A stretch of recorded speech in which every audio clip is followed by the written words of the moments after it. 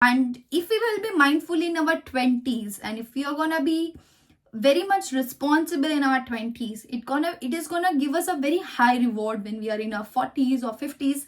So yes, if you are in your 20s, in your early 20s, hello everyone, welcome back to my channel. My name is Simranjan, and if you are seeing this space for the very first time, then I make videos on studying in UK, productivity, lifestyle, and basically we talk everything about growth, productivity on this channel.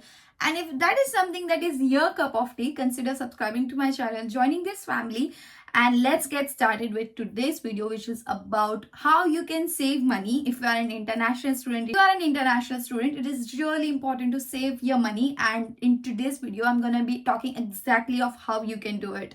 Number one, use app like Unidays, because if you want to buy stuff like shoes which is branded like a Nike shoe, or if you want to buy a laptop, so sometimes Unidays give you a very good student discount, and which can help you save ample amount of money, because we know how expensive the laptops are, and even sometimes the 10% discount is like £100 or £150. So before buying something, you can have a look on Unidays of how much offer you can get as a student.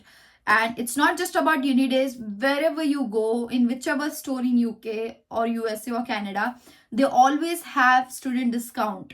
So always try to ask for student discount no matter where you go. If you're going for transportation, if you're going for hotel or anywhere. Two is one of my favorite of save money by staying at a private accommodation rather than opting for university accommodation, because we all know how expensive university accommodation are sometimes. If you are someone who is okay with sharing the kitchen or the bathroom, the private accommodation can sometimes be very cheaper than university accommodation, and hence try to get into the private accommodation rather than getting a university one, because it can save you ample amount of money. But if you're someone from UK, you can totally relate from me. Try to shop from Aldi and Lidl more than Sainsbury or M&S. You don't know how expensive it can be sometimes. I totally believe that they have some very good quality stuff.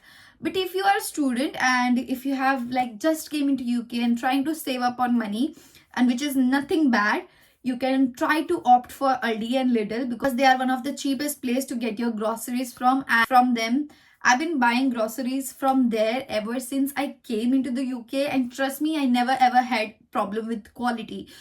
No wonder M&S and Sainsbury has very good quality food, but I never had problem with Aldi Lidl as well.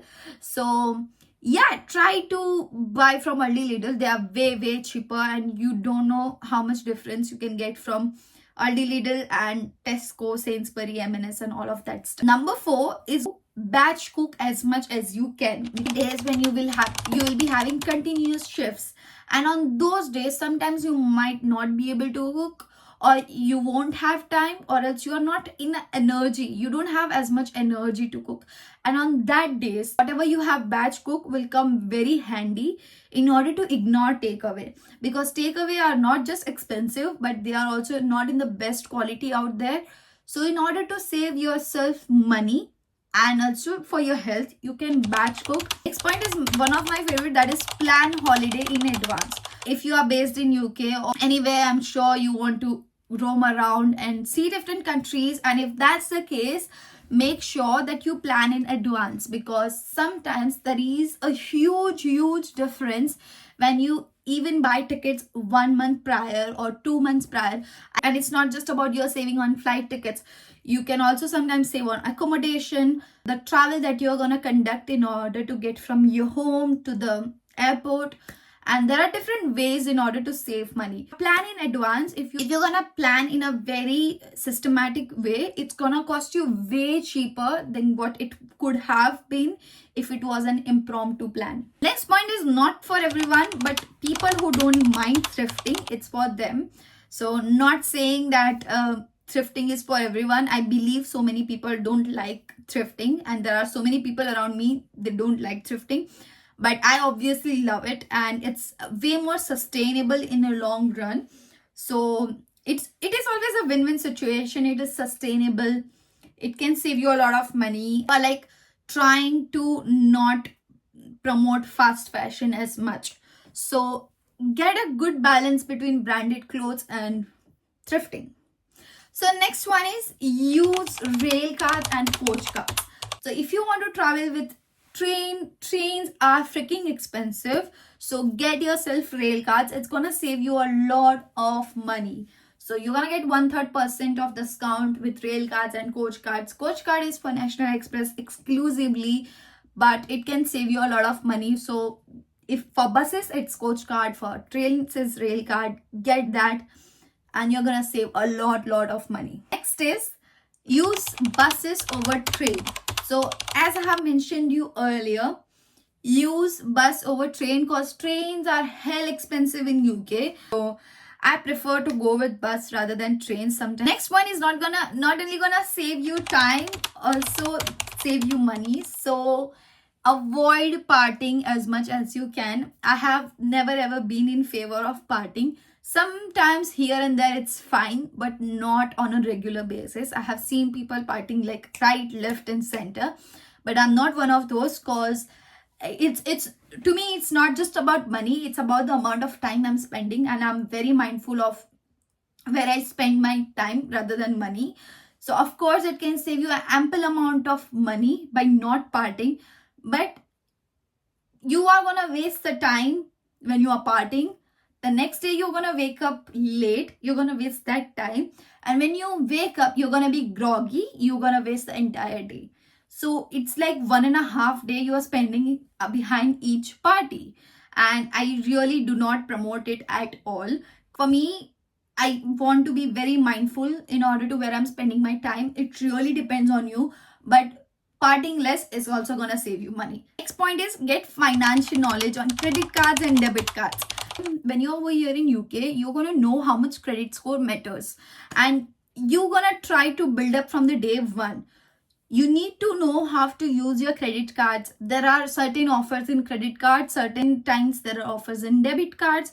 You need to know what offers are going on. If you're shopping from Aldi, Lidl, you get sometimes 10% off. If you are shopping from National Express, you're buying a bus tickets, most of the time Lloyd's have an offer on National Express. You gotta have an eye on it.